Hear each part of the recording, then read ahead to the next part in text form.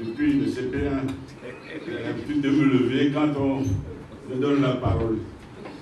Et donc, je voudrais féliciter notre jeune confrère, Patrick Benoît Afak-Bedi, pour cette initiative.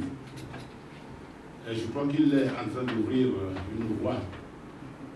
Et lorsque vous visitez les librairies dans les États extérieurs à l'Afrique, il y a beaucoup de publications sur les différentes branches du droit et des droits communautaires. Si c'est en Europe, il y a le droit communautaire européen, les juridictions communautaires et autres qui font l'objet de publications.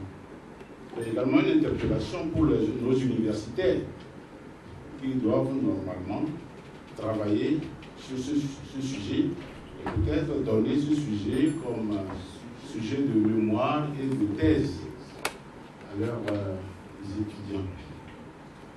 Et voilà pourquoi le travail que tu viens de faire est un travail précurseur. Je vais intervenir sur 3 points rapidement. Je connais un peu les discussions préliminaires qui ont présidé à la création de la CEDEAO. Bon, nos États réagissent généralement par réaction. C'est-à-dire, en fait, après la création de la CEDEAO, on s'est rendu compte que toute charte, toutes les dispositions, les conventions qui engagent les États posent tôt ou tard des problèmes d'interprétation. Et qu'il faut trouver un mécanisme approprié en cas de difficulté d'interprétation entre les États. Il faut une institution qui puisse aider à cette interprétation si le consensus entre les États ne marche pas. Mais généralement, c'est comme l'histoire des apprentis sorciers. Et on a donc décidé de créer une cour qui soit un instrument d'interprétation. Mais petit à petit, avec les mouvements démocratiques des années 90, il y a la question des droits de l'homme qui a fait irruption dans les affaires dans les États membres. Un peu comme la question de sécurité a modifié profondément le fonctionnement de la CEDEAO.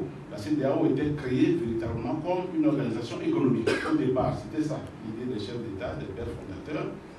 Lorsque la guerre du Libéria s'est déclarée, et à un sommet, au sommet d'Abuja, les chefs d'État se sont dit, bon, il y a le Libéria qui brûle, mais qu'est-ce qu'on fait? Et c'est comme ça, c'est d'où la naissance de l'ECOMOG. Voilà. Et depuis lors, on a dû intégrer le volet sécuritaire dans les dispositifs de la CEDEAO. Il en est ainsi, après les années, dans les années 90 et suivants, eh bien, il était devenu évident que les problèmes internes, même s'il n'y a pas de guerre, les problèmes internes dans les différents pays, etc., bon, ça, il faut les résoudre d'une manière ou d'une autre, ou d'autres. Si on constate s'il y a une faiblesse des États, ou bien si les justiciables des États ont des difficultés à recourir aux juridictions internes et leur donner la possibilité d'un certain arbitrage en dehors du pays. Et ces réflexions ont abouti à la création de la CEDEAO. Mais à la création de cette justice communautaire. Mais c'est parti de l'idée que les États qui eux-mêmes vont décider de créer la chose exécuteront de bonne foi les décisions qui émanent de la chose.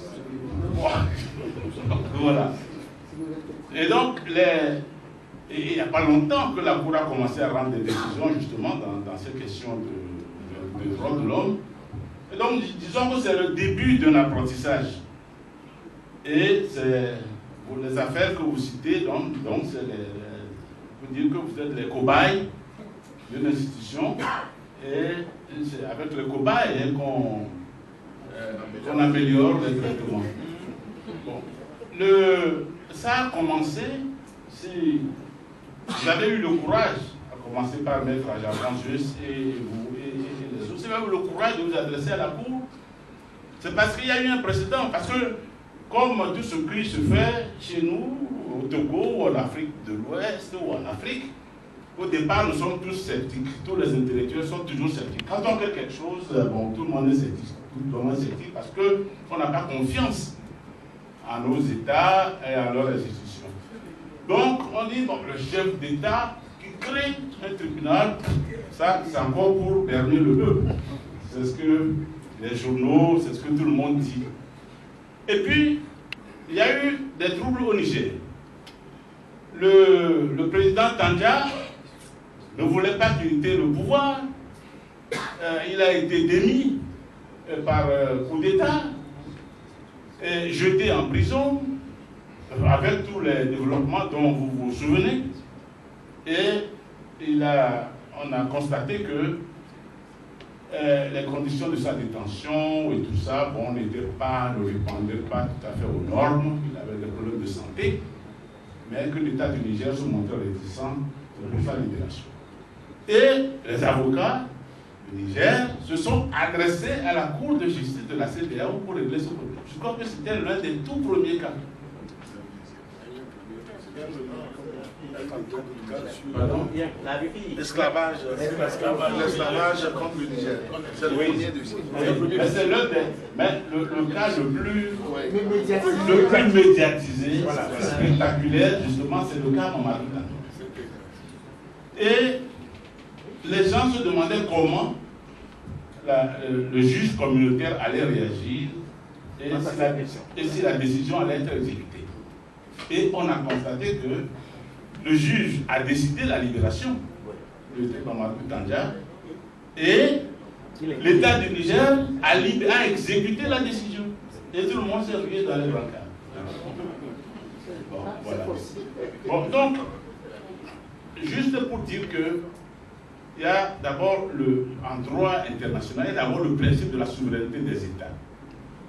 Bon, c'est les États eux-mêmes qui, pour différentes raisons, décident de se délester d'une partie de cette souveraineté, d'une parcelle de cette souveraineté dans le cadre d'organisations et d'institutions internationales.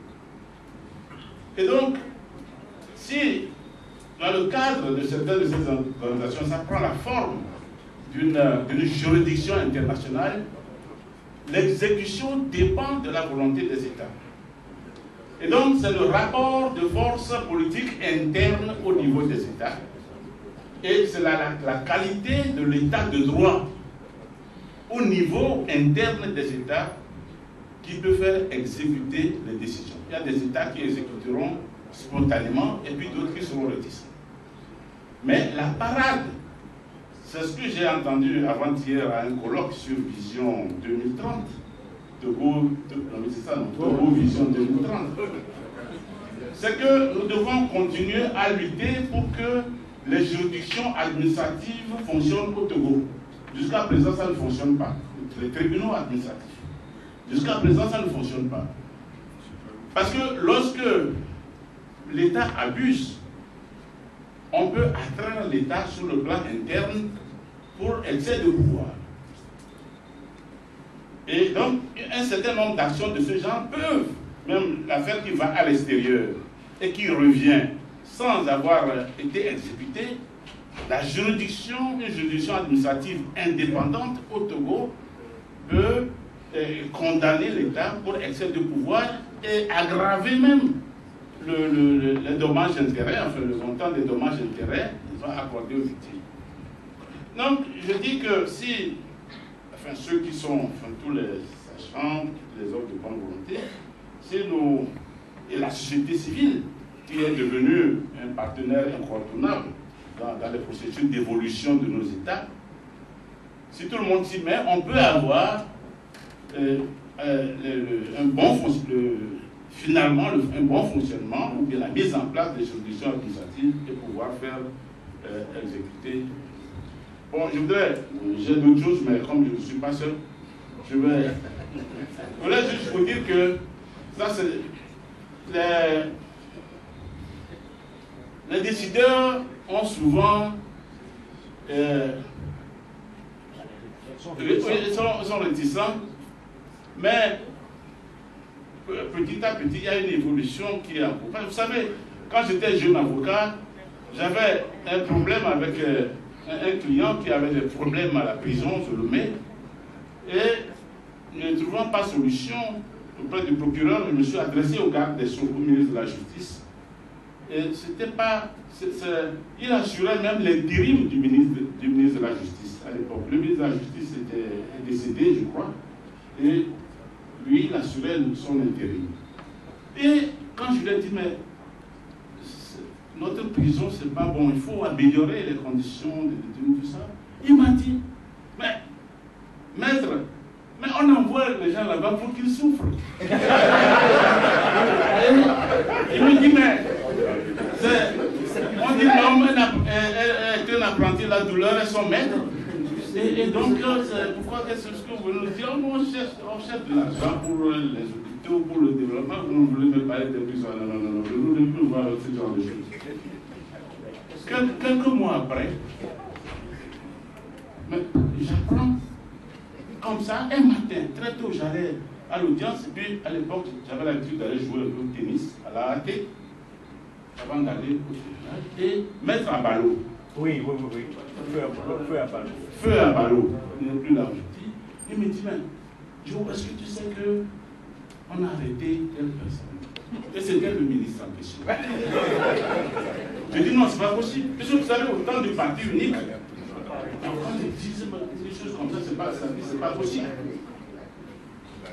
Et je dis non, tu me racontes des histoires. Il me dit non. Et j'arrive au tribunal, j'ai voulu vérifier, et je suis allé voir le procureur. C'est Assouman à l'époque, il était le procureur de la République. Je dis, j'ai appris quelque chose, mais je veux vérifier chez vous. Et il me dit, oui, c'est vrai. C'est pas possible. Il va aller souffrir. Et c'était une affaire nationale, une affaire d'État, devenu, il en a parlé à midi, tout ça. Le